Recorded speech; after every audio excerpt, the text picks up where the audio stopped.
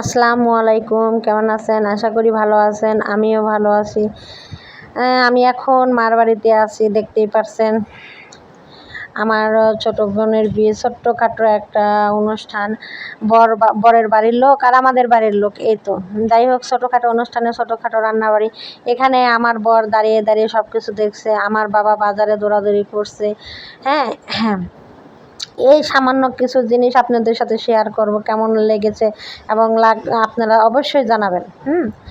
দেখতেই পারছেন এখানে ডাউল রান্না হচ্ছে, আর রোস্টের যে মাংসটা সেটা লবণ দিয়ে মাখানো হচ্ছে। হ্যাঁ, আর আমার বর এখানে দাঁড়িয়ে দাঁড়িয়ে সব কিছু দেখাশোনা করছে।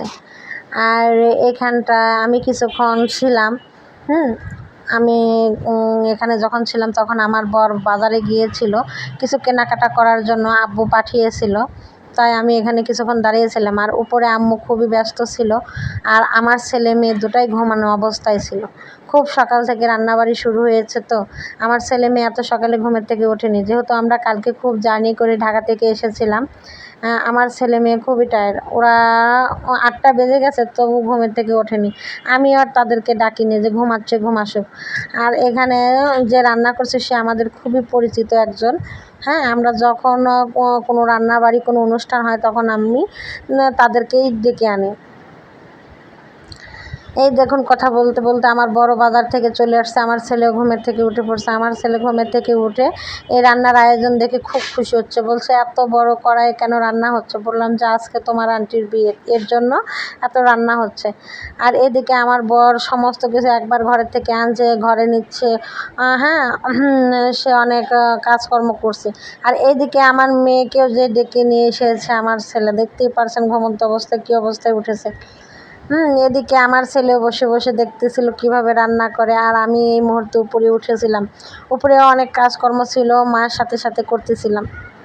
আর এদিকে আমার বর অনবরত এগুলো সমস্ত কিছু দেখাশোনা করতেছিল, দেখতেই পারছেন। কিছুক্ষণ পরে আমি যখন উপর থেকে নিচে তাকালাম তখন দেখলাম আমার বাবাও বাজার থেকে এসেছে। সে আমার বাবা, আমার ছেলে সবাই বসে আছে, ওরা গল্প করতেছে ওখানে বসে, আর বাবুর্চি রান্না করছে। আপনারা সব কিছুই তো দেখতে পারছেন। একটু পরে আমি আমার ছেলেকে ডাকছিলাম যে তুমি উপরে চলে আসো, রাফিয়ার সাথে খেলা করো। রাফিয়া একা একা মোবাইল দেখছি, এত পরিমাণ মোবাইল যদি দেখে বাচ্চারা তাহলে তো চোখের সমস্যা হবে। আমি রাগারাগি করতেছিলাম। কিছুক্ষণ পরে দেখি যে মাংস বসিয়ে দিয়েছে। আমি আবারও দেখতেছিলাম উপর থেকে বারবার যে এরা নিচে কী করে, কারণ অনেকবার সিঁড়িতে ওঠানামা করেছি, তো আর ওঠানামা করতে ভালো লাগে না। এদিকে যখন যেটা যেটা লাগছে আমার বর আগিয়ে জুগিয়ে দিচ্ছে। আর এইদিকে দেখতেছেন রান্না প্রায় শেষের দিক, এখন হয়তো রোস্টের কিছু মশলা সে রান্না করছে। আর এইদিকে খালাম্মা রান্না করছে মুরগির মাংস, সে মুরগির মাংস এই চুলাতে উঠিয়ে দিয়েছে। আমি আবার নিচে নেমেছিলাম, খালাম্মাকে বলছিলাম যে সময় বেশি নাই, আপনি তাড়াতাড়ি করে এই চুলাতে মুরগির মাংসটা উঠিয়ে দেন। এই তো প্রায় হয়ে গিয়েছে, দেখতেই পারছেন। যদি এই চুলাতে মুরগির মাংসটা না ওঠাতো তাহলে অনেক দেরি হয়ে যেত। আর এদিকে আমার মেয়ে বালু দিয়ে কেক বানাচ্ছে, বলছে আমিও রান্না করছি, আমি কেক বানাতে পারি। এই যে খেলনাগুলো দেখছেন, আরও অনেক খেলনা আছে ঘরে, আমার মা আমার বাচ্চাদের জন্য কিনে রেখেছে। যখনই আমরা মার বাড়িতে বেড়াতে আসি তখনই আমার আম্মু এই খেলনাগুলো বের করে দেয়। আমার আব্বু সমস্ত কিছু দেখাশোনা করছে, লোকজন কোথায় এসে বসবে। নিচতলাতে টেবিল রাখা হচ্ছে, এখানে লোকজন আসবে। আমার বর, আমার বাবা এগুলো সমস্ত কিছু দেখভাল করছে। আর এইদিকে আমাকে বলতেছে নামিয়ে ফেলবো নাকি খালাম্মা, আমি বলছি ঠিক আছে নামিয়ে ফেলুন।